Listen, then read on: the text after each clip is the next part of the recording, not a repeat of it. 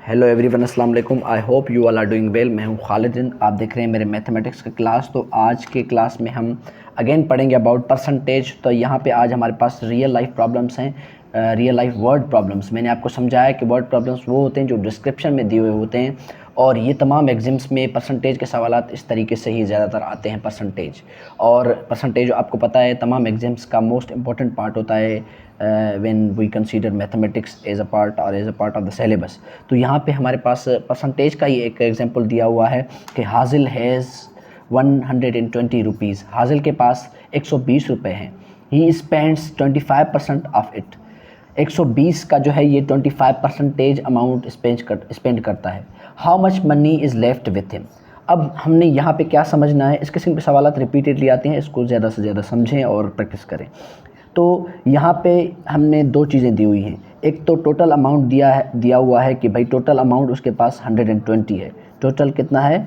Total amount है 120, और उसने जो स्पेंड किया है वो उसका 25% स्पेंड किया है। ये अमाउंट नहीं है। अब इसका अमाउंट कितना बनेगा, यानी जो 25 अमाउंट ऑफ 25% कितना बनेगा, ये सवाल है आपका। ये सवाल हमने ढूंढना है कि भाई 25% तो उसने खर्चा किया है। 120 में से 120 का 25% उसने खर्चा किया है। तो अभी ये 25% 120 का जो 25% है वो बनेंगे कितने रुपए, कितने बनेंगे, रुपीज़ कितने बनेंगे, दिस इज़ द क्वेश्चन। तो इस किस्म के सवालात आएँ तो हमने कैसे हल करने हैं, यहाँ पे इनका सिंपल फार्मूला है। हम क्या करते हैं, 25% का मतलब होता है आउट ऑफ 100। 25 का मतलब है कि 25 आउट ऑफ 100। तो 25% है यहाँ पे, तो हम यहाँ पे परसेंटेज को ख़त्म करके यहाँ पे 25 रख के उसके नीचे 100 रखते हैं, फ्रैक्शन में कन्वर्ट करते हैं। हमने पता है, ये ऑलरेडी हमने सीखा है। और उसके साथ हम ये जो 120 हमें टोटल अमाउंट दिया हुआ है उसके साथ हम इसे जो है मल्टीप्लाई करते हैं। यहाँ पे कुछ नहीं है तो डिनोमिनेटर में सपोज़ में 1 रख लेते हैं। तो अब यहाँ पे जो टोटल अमाउंट दिया है उसके साथ हमने इसको डिवाइड करना है, या डिवाइड करें या हम इसको लोएस्ट फॉर्म कहें, या है तो बेसिकली मल्टीप्लिकेशन। डिवाइड इसलिए कह रहा हूँ क्योंकि हम इनको लोएस्ट फॉर्म में लाते हैं, आपस में जो है टेबल लगाते हैं। तो अब यहाँ पे 120 के साथ 120 और 100 के साथ देखते हैं कौन सी टेबल कॉमन है। यहाँ पे 2 की टेबल है 50 बार यहाँ पे लगेगी, और यहाँ पे लगेगी 60 बार। अब भी लगती है 2 की टेबल यहाँ पे 25 बार, और यहाँ पे लगेगी 30 बार। तो अब कौन सी टेबल है 2 की नहीं लगती, दोनों में 3 की भी नहीं है, 4 की भी नहीं, 5 की टेबल है, यहाँ पे लगेगी 6 बार, और यहाँ पे 5 की टेबल लगेगी 5 बार। अब कोई कॉमन टेबल नहीं दोनों में, अब इन दोनों में भी कोई कॉमन टेबल नहीं है। तो अब 25 को हम 6 के साथ अगर मल्टीप्लाई करेंगे तो ये बनेंगे 150, ये बनेंगे 150। अगर 25 को हम 6 के साथ मल्टीप्लाई करेंगे तो 150 आपका आंसर आएगा। और ये जो डिनोमिनेटर है इसके साथ हम मल्टीप्लाई करेंगे, यहाँ पे ये आपका बचेगा 150/5। अब 150/5 को अगर यहाँ पे हम लिखते हैं, जगह यहाँ पे नहीं है इसलिए ये 150/5 को यहाँ पे हमने लिख लिया। लेकिन अब तक ये सवाल ख़त्म नहीं हुआ। अब तक इसलिए ख़त्म नहीं हुआ कि हमने इसको लोएस्ट फॉर्म में लाना है।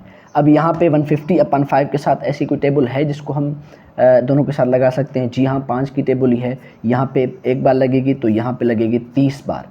ये लगेगा 5 की टेबल 1 बार, यहाँ पे 30 बार। आपको मैंने समझाया कि जो फ्रैक्शन फॉर्म होता है it is a kind of division, हम उनको डिवाइड करते हैं। जब तक कोई टेबल कॉमन है दोनों में लगता है तो हम उसको डिवाइड करेंगे, लोएस्ट फॉर्म में लाते हैं। ये हमने ऑलरेडी किया हुआ है पिछले लेक्चर्स में।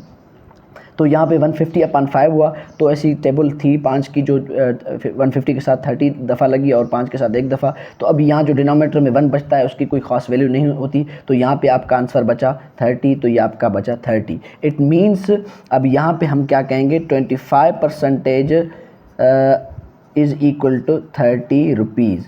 ये जो 25% था ये है इक्वल टू 30 रुपीज़।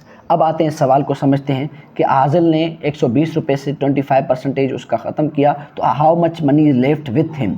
अब तक ये सवाल यहाँ पे हल नहीं हुआ अब तक, क्योंकि यहाँ पे ये सवाल में पूछ रहा है कि अभी उसके पास पैसे बचते कितने हैं। तो हमने अभी यहाँ 25% का अमाउंट निकाला, दैट इज़ 30 रुपीज़। अब क्या करेंगे, जो 120 है उससे हम 30 रुपीज़ जो 25% उसने खर्चा किया, एक्सपेंडिचर किया, उसको माइनस करेंगे। तो यहाँ पे 120 टोटल अमाउंट से जो गिवन अमाउंट जो उसने ख़र्चा किया उसको हम माइनस करेंगे।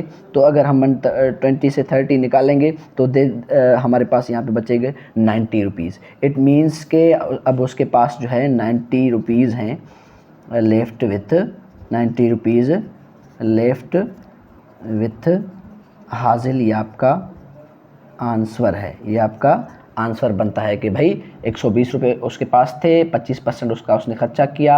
अब उसके पास कितने पैसे हैं, परसेंटेज नहीं पूछ रहा, पैसे हैं, तो 25% का जो 120 रुपीज़ का 25% दैट इज़ 30, और जब हम 120 से 30 खर्चा किया उसने, तो बकाया उसके पास 90 रुपीज़ बचते हैं। ये इसका आंसर है। आई होप कि आपको समझ में आया। होमवर्क में आप इस किस्म के सवाल बना के 4-5 वो मुझे व्हाट्सएप करेंगे। See you in next lecture. Thank